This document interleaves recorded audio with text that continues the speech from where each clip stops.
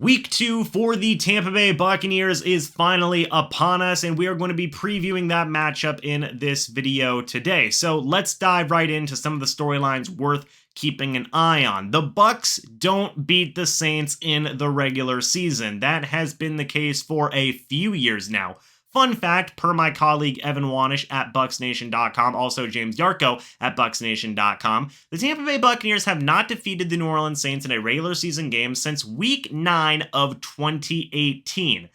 Oh, that's not good. Obviously, the Buccaneers did get the most important win out of all these matchups in the playoff en route to their Super Bowl win back in 2020, but the point still stands. The Buccaneers cannot defeat the New Orleans Saints in the regular season the past couple of years. That's not a good thing to have. So that's the first question. Can the Tampa Bay Buccaneers actually defeat the Saints here in the regular season? There is a lot of doubt. I feel understandably so. It is completely understandable to say, hey, prove to us that you can beat the Saints before we actually believe that you can beat the Saints. And that's an entirely justifiable statement and thought process to make, because for whatever reason, way, shape, or form, the Saints always have the Buccaneers number. Will this finally change in that matchup is going to be one of the most important things to pay attention to, or is there going to be even more continuity with this very, very upsetting streak that has been happening the past couple of years?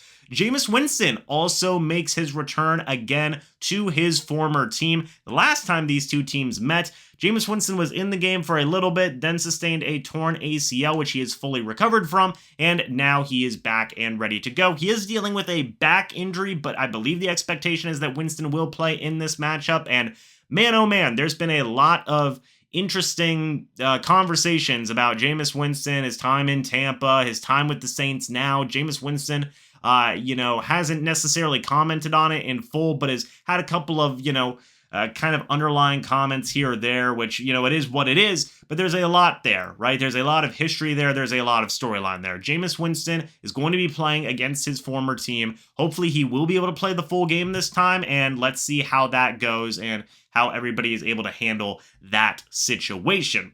Also, can the red zone struggles be fixed for the Buccaneers in this matchup? Last week versus the Dallas Cowboys, the Buccaneers struggled mightily in the red zone against the Cowboys. It was a very frustrating thing to watch for a lot of Bucs fans. So many opportunities that had to result in field goals. It was very frustrating. You can't afford to make those kind of mistakes against a New Orleans Saints team that plays very disciplined, very hard-nosed football that, to be honest, at the end of the day, you can't beat by just kicking field goals. So that is going to have to change here for the Buccaneers, or they might not have an easy time here in this matchup. We will see if these red zone struggles are able to be fixed. Some guys are, going to have to pick up the pace. Mike Evans had a red zone touchdown last week. Guys like Julio Jones, Russell Gage, maybe the tight ends as well, Cade Otton, Cam Brate, may have to step up in those scenarios. Let's look and see how the team can hopefully improve in their red zone scoring ability.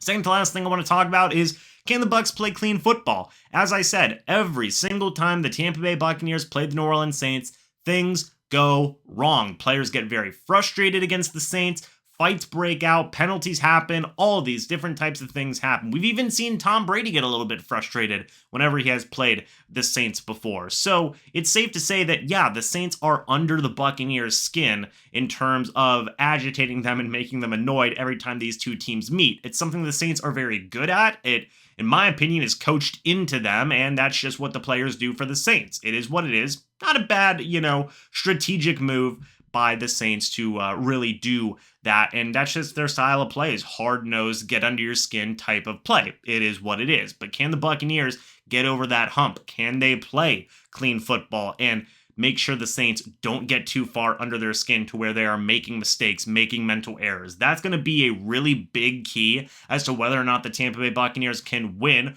or even possibly lose this game. So let's see if the Saints continue that trend yet again, or the Buccaneers can really clean up their act and play a full, complete game of football here in this matchup. Finally, it's another tough game on the road, folks. This is the second one out of 4, which, by the way, myself and Evan had talked about this in a live stream recently, where it's kind of crazy. When you look at the first 4 weeks of the Bucs schedule, it mimics the entirety of the Bucs Super Bowl run. Hear me out.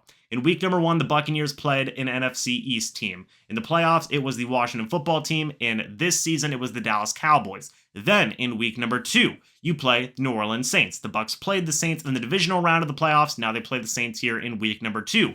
Then it went on to play the Green Bay Packers in the NFC Championship game. Guess who they play in week number 3? The Green Bay Packers. Finally, in week number 4, and in the Super Bowl, you have the Kansas City Chiefs. That's crazy. I mean, that's absolutely bonkers, in my opinion. A really cool thing to see, almost like kind of shady, I feel like, on the NFL schedule makings, pattern there, but it is what it is. It's still a cool thing to kind of notice and look at there. That's just something myself and Evan, had noticed, but man, yeah, this is still a very tough matchup here. Honest to goodness, folks, this is probably the toughest matchup the Buccaneers have just because of all the history between these two teams. So if the Buccaneers do end up winning this matchup, you got to be feeling on top of the world in terms of where you think this Buccaneers team can end up here at the end of this upcoming season for record, for playoff runs, whatever it may be. If they beat the Saints in this matchup and get off to a 2-0 start, defeating the Dallas Cowboys and defeating a very tough New Orleans Saints team as well,